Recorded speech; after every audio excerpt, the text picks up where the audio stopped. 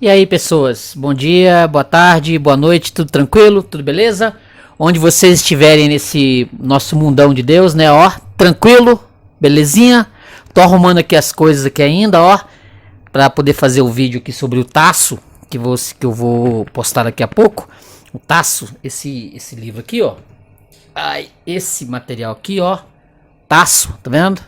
É da Gigantes da Literatura Universal, editora Verbo, portuguesa, beleza? Ó, antes de qualquer coisa, curte o vídeo, se inscreve no canal Paulo Dharma 1970, ó, curte o vídeo, se inscreve no canal Paulo Dharma 1970 e comenta, beleza? Ó, todo comentário é sempre muito bem-vindo, tranquilo? Ó, curte o vídeo, se inscreve no canal e comenta o vídeo. Ó, tamo aí, viu? Beleza? Canal Paulo Dharma 1970. Hoje eu vou falar um pouquinho sobre o livro sobre o Tasso, o Torquato Tasso. Tranquilo? Beleza? Curte o vídeo, se inscreve no canal e comenta. Beleza? Valeu! Até a próxima. Até daqui a pouquinho, hein? Valeu! E aí, pessoas? Tranquilo? Beleza? Como é que vai vocês? Tudo em paz? Tudo legalzinho? Tudo bacana? Ó, algum tempo atrás eu fiz um vídeo sobre Jerusalém Libertada do Torquato Tasso, esse clássico aqui da editora do Clube da Literatura Clássica, Clube de Literatura Clássica, Clube da Literatura Clássica, um clássico extraordinário, né, o Jerusalém Libertada do Torquato Tasso, que assim, durante muitos anos era um dos meus desejos de leitura,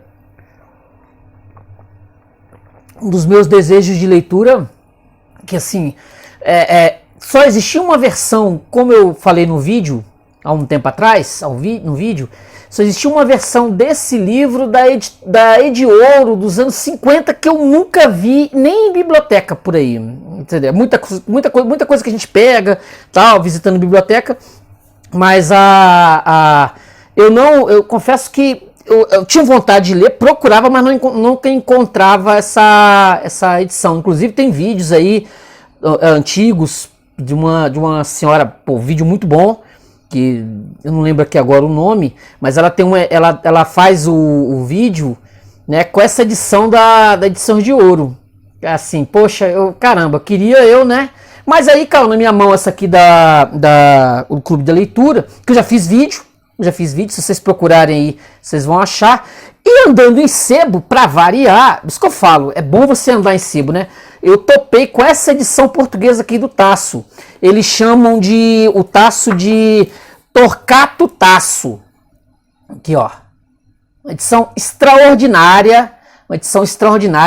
Que assim, eu até pensei, eu procurei na internet para ver se por um acaso, nesses Gigantes da Literatura Universal aqui, dessa edição dos Gigantes da Literatura Universal, se por um acaso vinha, com essa edição aqui, vinha acompanhada do livro, né? Mas não, aqui é só basicamente a história do Tasso.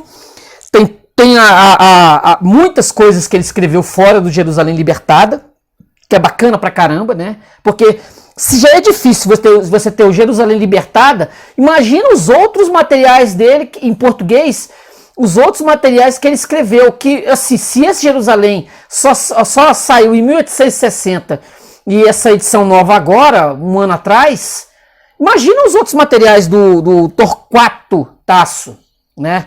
Torquato Tasso. Então essa edição da editora Verbo, ela vai dar um rasante na vida do Tasso, né? A vida dele, artista de gênio, cortesão difícil, desprovido do sentido das realidades, viveu no mundo seu e morreu só num dramático deserto de afectos, segundo os portugueses aqui. Aí vai contar, né? Demasiado curta e feliz a juventude, sendo poeta e financiado pelo próprio pai, entendeu? Que era uma espécie de funcionário público na casa de Pórzia de Bernardo Tasso, onde ele nasceu. Muito bem, ó, os pais dele aqui em cima, ó, do Tasso. Vendo? Essa edição é muito, muito cuidadosa. Sim, a Abril lançou lá nos anos 70, né, uma série de clássicos, podia ter lançado, assim, eles lançaram muitas coisas que provavelmente foram copiadas dessa...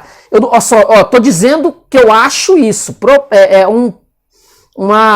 eu acho que foi isso, a coleção, tô vendo, com os grandes clássicos da literatura, dos autores de todos os tempos, ó, Tem uma lista aqui atrás nas costas, na contracapa do livro.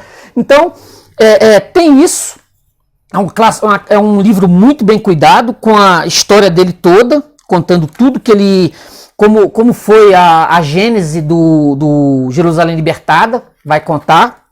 Tem muito bem, cheio de gravuras, de quadros, pinturas, tudo que foi produzido com relação ao Torquato Tasso e que os pintores resolveram, né? Pintar. Aqui, olha só que beleza. Olha. Ó. Tem muita coisa. E eu achei que assim, Abril poderia, de repente, lá nos anos 70, né, ter colocado uma edição do Jerusalém Libertada. Não sei se, de repente, por direitos, né, que a Edições de Ouro poderia ter. Não teve essa... Assim, o livro em si, já, 1580 e pouco, 1590... domínio público total, né? Assim, falta de interesse da própria Abril, talvez. Os contemporâneos, né? Que a Santa Teresa de Ávila, o Shakespeare, o Giordano Bruno, o Michel de Montaigne. Aí tem, cara, tudo aqui, Maria Stuart. Era uma edição, cara, muito legal. Os acontecimentos da época, olha, ó. Aí eles listam como a contemporaneidade, né, como se possa dizer assim, ó. Todo começa de 1552 até 1600, quando o Giordano Bruno é queimado na fogueira. Muita coisa, Tasso de Perto. Olha só, isso aqui que eu sublinhei. Cara, tem muita coisa aqui que eu poderia ler aqui, cara, que é muito legal. Olha isso aqui. Olha só, impressionado pelas perseguições dos huguenotes. A seguir a viagem à França, Tasso escreveu a instâncias do capitão-general do duque Hércules Contrari um relatório em que exprimia suas opiniões sobre o país e a confrontava com a Itália. Observações sobre o estado de França. Trata-se de um documento interessantíssimo que põe em evidência um lado insólito e quase imprevisto da mentalidade do cantor dos feitos dos cruzados. A vida humana é mais curta em França do que em Itália. Os nobres têm na sua maioria as pernas finas porque andam muito a cavalo. São, contudo, guerreiros impetuosos e valentes. O povo, pelo contrário, é viril, e outra coisa não era de esperar, pois nasceu e viveu na planície. Os montanheses são mais fortes de que são exemplos suíços. Sobre as mulheres, nada a objectar. Belíssimas pela vivacidade da carne e delicadeza dos traços. Melhor para a defesa é a configuração geográfica da Itália, com as suas montanhas, ao contrário da francesa, aberta às fronteiras alemãs. Melhor a rede fluvial francesa, que se presta mais à navegação. Quanto às cidades, Milão parece-se com Paris, mas é inferior.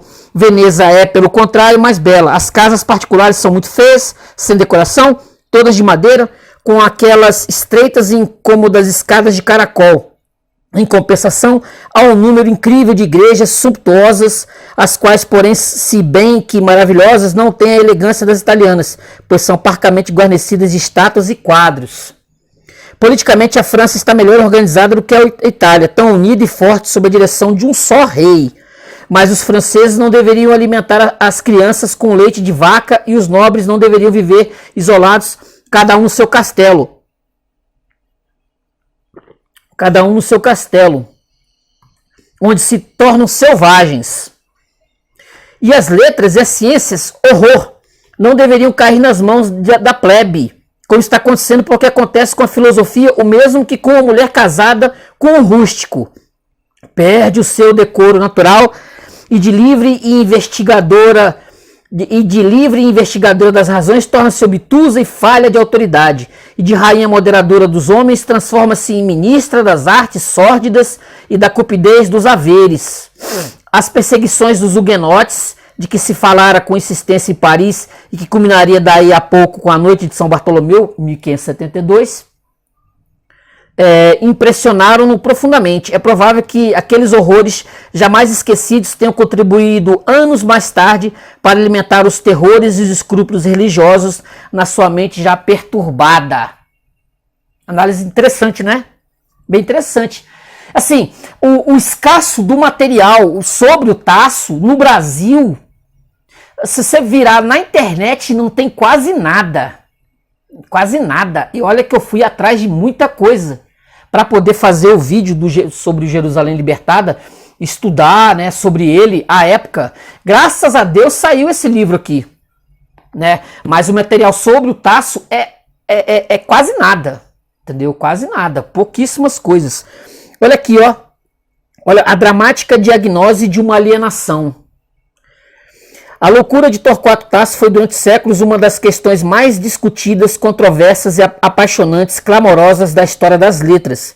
Espantava o facto de um desequilibrado poder escrever do hospital cartas tão lúcidas e convincentes. Desconcertava que um desequilibrado pudesse compor tão bem sonetos, canções e poemas. Por isso, enquanto nenhum de seus contemporâneos teve dúvidas quanto à sua doença, que era aliás um fato conhecido, mais tarde começou a pensar que Tasso talvez não fosse louco, e começaram a procurar-se os mais variados pretextos para justificar o seu estranho comportamento e a prisão.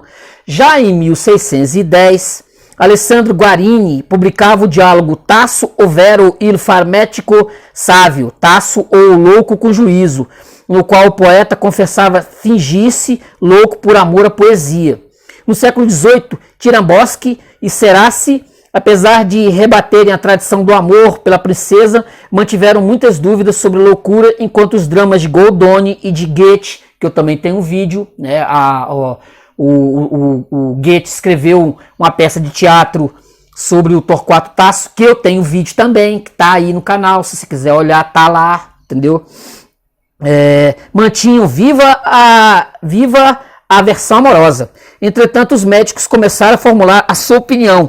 Um dos primeiros médicos a debruçar-se sobre esse problema foi Stefano Giacomazzi, em 1827, explicando o comportamento do poeta como de um infeliz melancólico e depois realmente louco por causa de uma gastrocefalite. Em 1845, Andrea Verga afirmava que o poeta passara por 3 estágios, ou 3 estágios, né, seria melhor, né, em português daqui do Brasil: a tristeza, a necessidade de mudar de lugar e a melancolia atônita. Aos mesmos resultados chegava também Cardona. Para Giuseppe Girolami, professor de psiquiatria em Roma, Tasso era eminentemente fantasista, simultaneamente apreensivo, hipocondríaco, alucinado, especialmente em Santa Ana, mas alucidado à maneira de Pascoal e de tantos outros gênios. Afonso Corradi, em 1879, rebatia Giacomazzi e afirmava reconhecer no poeta muitos sintomas que caracterizam a loucura alternante. Seguem-se depois os lombrosianos, que não podia faltar, né? Que provaram com a infeliz vicissitude de Tasso a teoria do seu mestre, isso é, que o gênio é congenitamente doente, com a psicose degenerativa com frequência epilepsoide. Essas diagnoses à distância são desprovidas de qualquer fundamento. Tasso era um doente, mas até que ponto e de que modo não se pode determinar. Sabe-se unicamente que o emotivo, excitável e hipersensível poeta teve uma crise no difícil momento psicológico da realização da sua obra-prima. Quando é normal, 1000 dúvidas, incertezas assaltavam o autor que pela primeira vez vê de fora a sua obra. Uma crise difícil de superar, pois o seu organismo encontrava-se enfraquecido pelas febres quartãs e provavelmente por um esgotamento nervoso devido ao trabalho excessivo realizado para levar a termo a Jerusalém. Infelizmente não havia tratamentos e o ambiente da época, com as suas disputas, polêmicas, condenações e os tribunais da Inquisição, não era de certo o mais propício para favorecer a cura de um nevrótico. Assim a crise se transformou em doença e a doença foi se agravando cada vez mais até que sobreveio a detenção em Santa Ana para dar a machadada final. É indubitável que uma tal reclusão prejudicou muito o poeta, como prejudicaram também os poucos tratamentos, purgas, cautérios e sangrias que o enfraqueciam cada vez mais. A história da loucura de Tasso é dolorosa e dramática, mas também bastante vulgar. É a história de muitos infelizes irremediavelmente condenados numa época em que os únicos tratamentos para os doentes mentais eram a corrente e as sangrias. Pela própria boca do poeta podemos ouvir a história do seu mal uma história penosa e desapiedada na sua eloquência. Aqui vai, ó. Desculpa. 1579. A mente mostra-se preguiçosa para pensar, a fantasia lenta a imaginar, os sentidos negligentes a fornecer a imagem das coisas, a mão avessa a escrever, a pena quase foge desse ofício e nos afazeres tudo me assusta, e sou quase surpreendido por um inusitado espanto e atordoamento. 1581. Ele anotava tudo. Esses distúrbios são, portanto, de duas ordens, humanos e diabólicos. Os humanos são gritos de homens, e especialmente de mulheres e de jovens, e risos cheios de escárnio, e diversas vozes de animais que, para meu desassossego, são agitados pelos homens, e ruídos de coisas inanimadas, movidas pelos homens.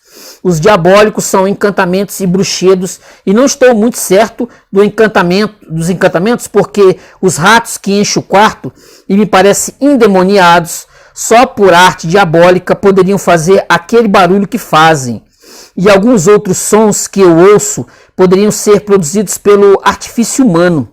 Contudo, parece-me bastante seguro ter sido embruxado, e as operações de bruxedo são potentíssimas.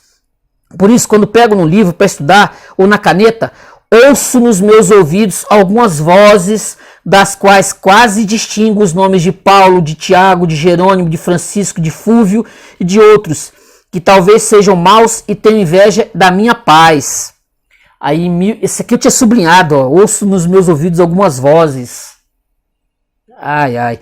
Em 1583, mas qualquer que seja a causa do meu mal, os efeitos são os seguintes: dores nos intestinos com um pouco de fluxo de sangue, zumbidos nos ouvidos e na cabeça por vezes tão fortes que me parecem ter um daqueles relógios de corda, imaginação permanente de diversas coisas e todas elas desagradáveis, o que me perturba de tal modo que não posso aplicar o espírito aos estudos por um minuto.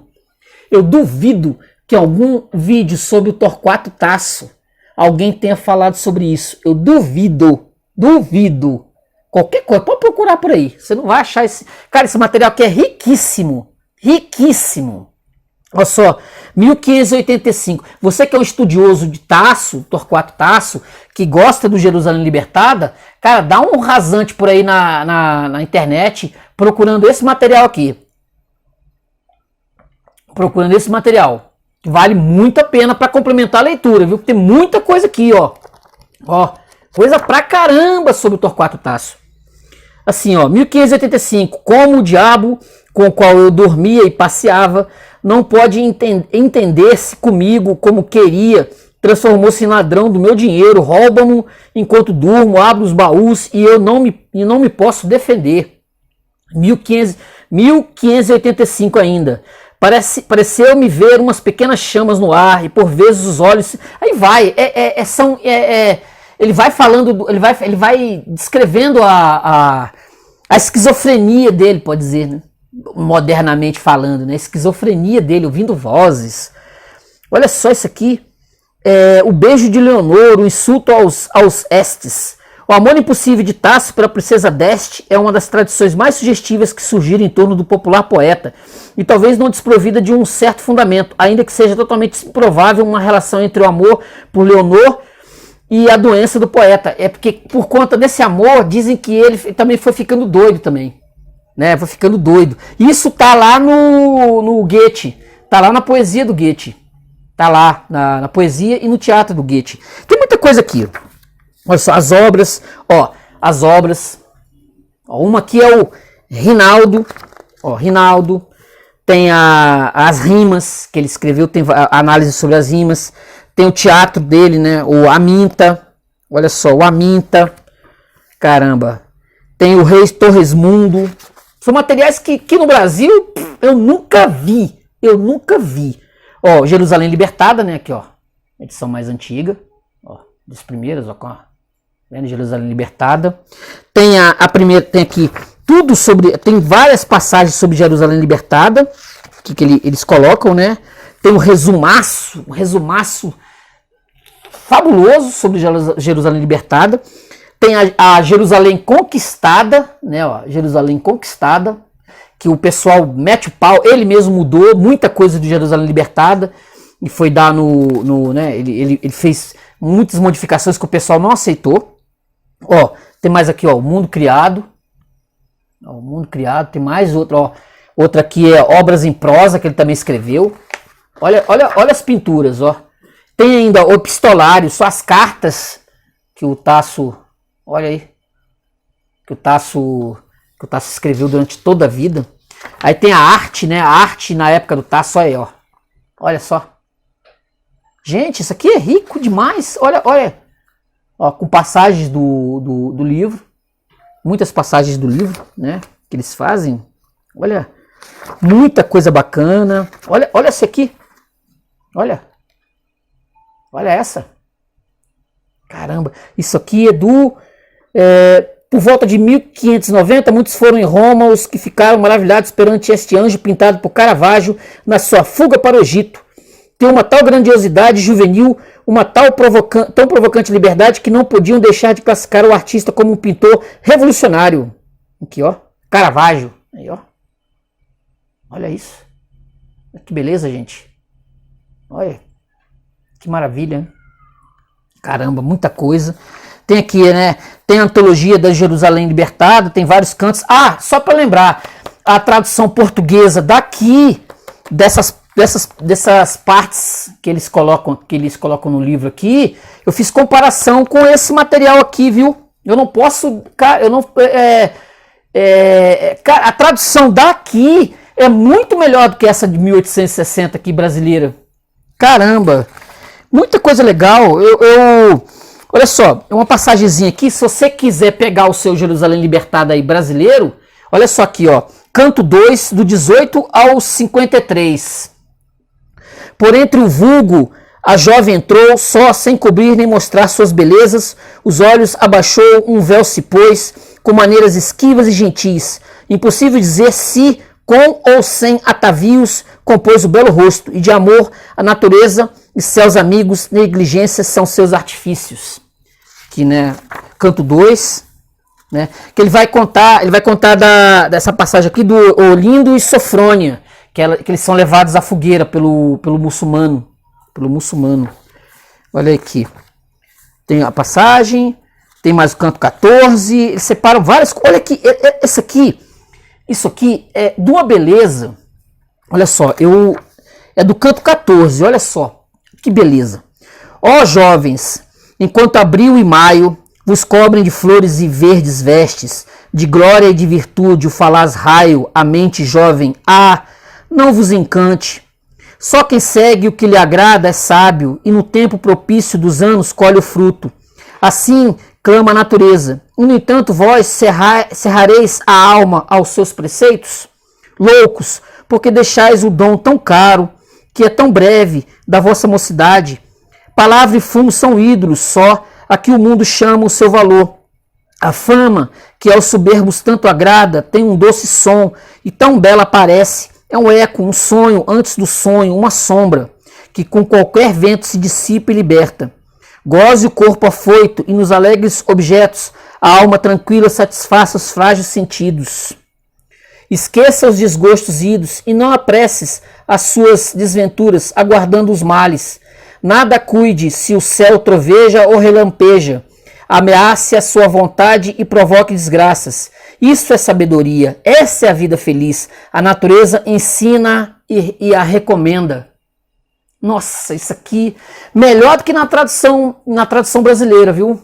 Muito melhor. Eu no Jerusalém Libertada reclamei bastante da tradução, Eu acho que o texto ele não é propício para século XXI, para as pessoas. Eu não acho a tradução boa, não acho. É difícil pra caramba de ler. Quem diz por aí que Jerusalém Libertada, dessa edição aqui, talvez se você ler em inglês, se você souber inglês ou italiano, né, melhor ainda, porque essa tradução é muito difícil. Eu falei isso e continuo achando. Quando eu peguei essa versão aqui no português de Portugal, achei muito mais simples, muito mais bonito, muito mais bacana. Olha essa outra aqui, ó, do canto 16. Pois que a mim me desdenhas, como ele é belo. pudesses pelo menos mirar o teu próprio rosto, que o teu olhar, que a lures não se contenta, só seria feliz para si voltado. Não pode espelho retratar tão doce imagem. Deixa eu ver se tem mais uma passagem aqui. Nem em pequeno vidro um paraíso está. Digno espelho te é o céu e nas estrelas podes olhar o teu semblante belo. Digno espelho te é o céu e nas estrelas podes olhar o teu semblante belo. Puxa, isso é muito, muito, muito bom, rapaz. Muito bom. Passagens e mais passagens. Aí tem as rimas, né? As rimas que tem fora do Jerusalém Libertado. Olha isso aqui, ó. Amor, alma é do mundo. Amor é espírito que volve no céu por caminho oblíquo o sol. E dos errantes deuses os altos carros torna ao celeste som velozes e lentos. O ar, a água, a terra e o fogo ardente no conjunto dos membros do imenso mundo alimenta o seu espírito se o homem se alegra ou chora, e se lhe seja a causa ou espera ainda ou receie. Porém, embora tudo crie, tudo governe, e por tudo resplandeça e em tudo sopre, mas desenvolve em nós amor o seu poder, e desdenhando da mansão alta e superna, pôs o seu reino nos doces rodeios dos vossos belos olhos, tem o seu templo no meu peito. Caramba! Deixa eu ver se tem mais alguma aqui que eu tenha sublinhado. São várias, né? São várias aqui. A antologia que eles colocam aqui são várias e várias e várias. Olha essa aqui. Olha, tirando da Aminta. Ó, a deliciosa fábula de Tasso aflora já muitos dos seus motivos que serão dominantes na Jerusalém libertada. A sinfonia do mundo pastoral, o amor doce e sensual, o conflito dos sentimentos, a elegíaca poesia da morte, coro da terceira cena do ato 2. Amor, em qual escola, com que mestre se aprende a tua tão longa e dúbia arte de amar? Quem ensina a explicar o que a mente entende, enquanto no céu voa com tuas asas? Não, já Atenas douta, nem o Liceu magistral, nem Febo em Helicorne, que de amor tanto diz como lá ele se aprende. Gélido fala e pouco. Não tem a voz de fogo como convém a ti, nem ergue os pensamentos dos teus mestres à altura. Amor que digno, mestre, só tu és de ti mesmo, e só tu és mesmo por ti expresso.